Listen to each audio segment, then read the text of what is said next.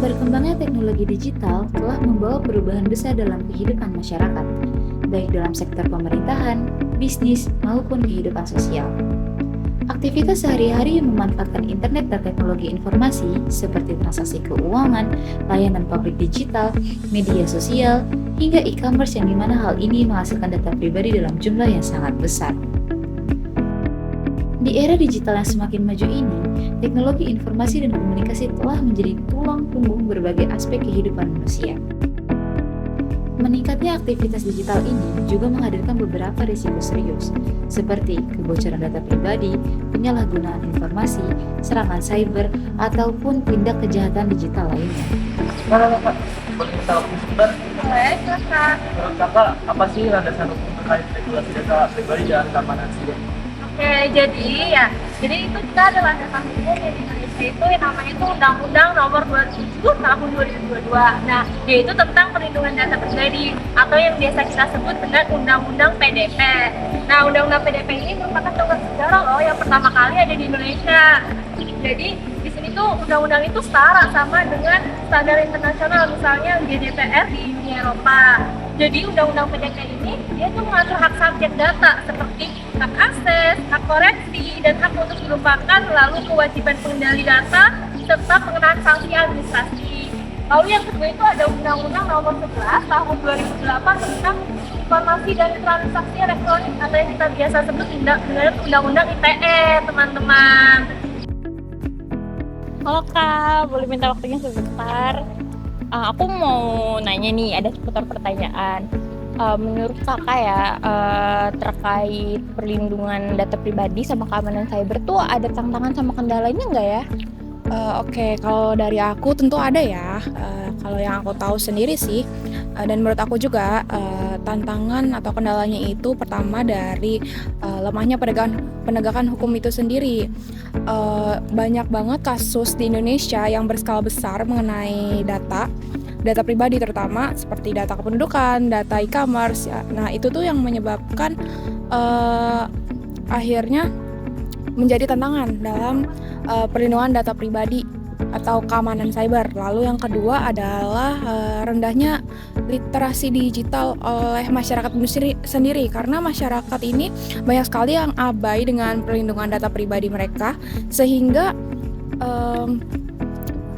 itu yang menjadi tantangan juga dalam penegakan hukumnya. Seperti itu sih. Halo Kak, boleh nanya sebentar? Boleh. Kenapa? Oke, jadi aku mau nanya Kak, menurut Kakak nih ya, ada nggak sih kelemahan atau tantangan dari perlindungan data pribadi sama keamanan cyber? Ada. Apa itu Kak?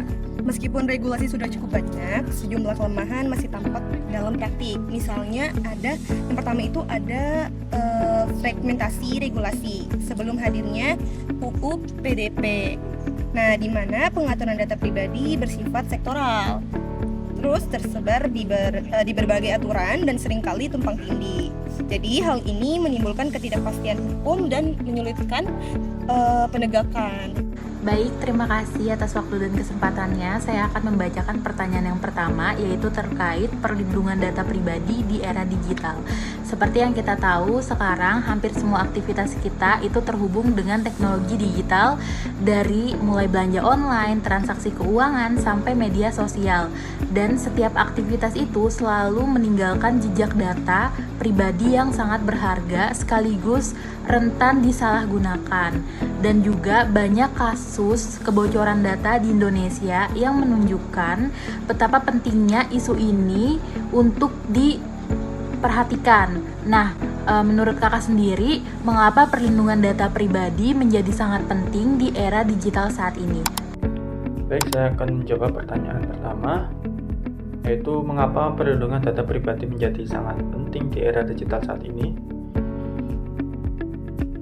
Perlindungan data pribadi di era digital saat ini menjadi sangat krusial karena hampir seluruh aktivitas masyarakat telah beralih ke ranah digital atau digitalisasi, mulai dari transaksi keuangan hingga layanan kesehatan.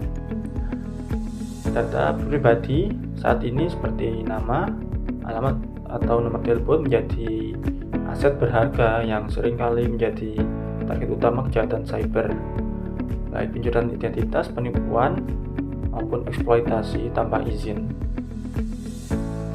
Oleh karena itu, pentingnya perlindungan data pribadi di era digital saat ini, khususnya di kehidupan masyarakat. Baik, pertanyaan yang kedua yaitu mengenai tantangan Indonesia dalam perlindungan data. Indonesia kan sudah punya regulasi seperti Undang-Undang PDP dan juga Undang-Undang ITE sebagai dasar hukum perlindungan data. Tapi kasus kebocorannya data itu masih sering terjadi, yang berarti penerapannya masih belum maksimal. Selain itu, ada juga tantangan dari sisi literasi digital masyarakat yang penegakan hukumnya belum kuat. Menurut kakak sendiri, apa tantangan terbesar yang dihadapi Indonesia dalam melindungi data pribadi masyarakat dari ancaman cyber? Menurut saya, tantangan besar saat ini ada 3 aspek utama, yaitu regulasi, kesadaran, dan infrastruktur. Yang pertama, regulasi. Di Indonesia sebenarnya sudah ada regulasi atau undang-undang perlindungan data pribadi, namun implementasi atau eksekusinya masih terbilang cukup atau sangat kurang karena hanya sekedar tulisan saja, sehingga perlunya mekanisme pengawasan, sanksi, dan standar keamanan masih perlu diperjelas atau diperkuat lagi. Lalu yang kedua, tingkat literasi digital atau pentingnya ancaman cyber pada kehidupan masyarakat masih relatif rendah. Seperti banyaknya kebocoran data berawal dari praktik sederhana seperti membagikan data pribadi, mengklik link misterius, atau menekan aplikasi yang tidak terverifikasi. Yang ketiga, kesiapan infrastruktur keamanan cyber di berbagai lembaga publik dan swasta masih belum merata.